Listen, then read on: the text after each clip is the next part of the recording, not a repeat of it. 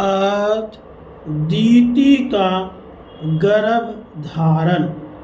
श्री मैत्रेय जी ने कहा, विदुर जी, एक बार दक्ष की पुत्री दीति ने पुत्र प्राप्ति की इच्छा से कामातुर होकर सायंकाल के समय ही अपने पति मरीचि नंदन कश्यप जी से प्रार्थना की।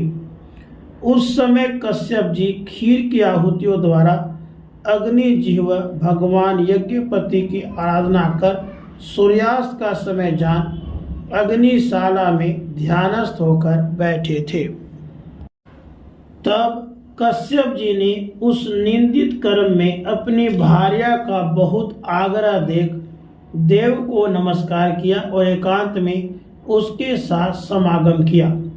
फिर जल में स्नान कर प्राण और वाणी का संयम करके विशुद्ध ज्योति में सनातन ब्रह्म का ध्यान करते हुए उसी का जप करने लगे।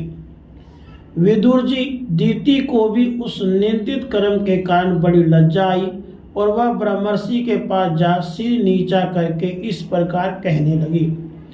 दीति बोली, ब्राह्मण, भगवान रुद्र भूतों के स्वामी हैं।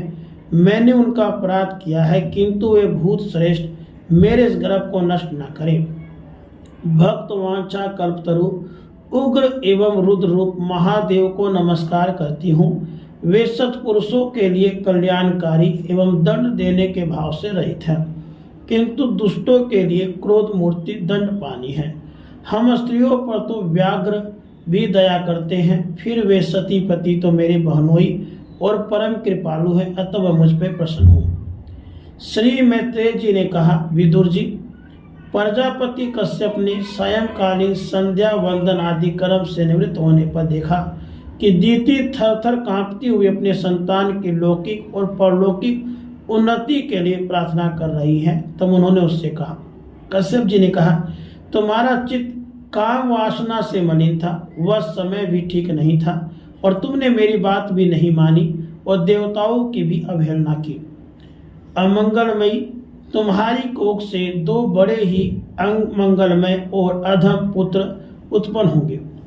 वे बार बार संपूर्ण लोक और लोकपालों को अपने अत्याचारों से रुलाएंगे। जब उनके हाथ से बहुत से निरपराध और दीन प्राणी मारे जाने लगेंगे, स्त्रियों पे अत्याचार होने लगेंगे और महात्माओं को शुद्ध किया जाने लगेगा, उस समय संपूर्ण लोगों की रक्षा करने वाले श्री जगदीश्वर कुपित होकर अवतार लेंगे और इंद्र जैसे पर्वतों का दमन करता है उसी प्रकार उनका वध करेंगे। राधे कृष्ण।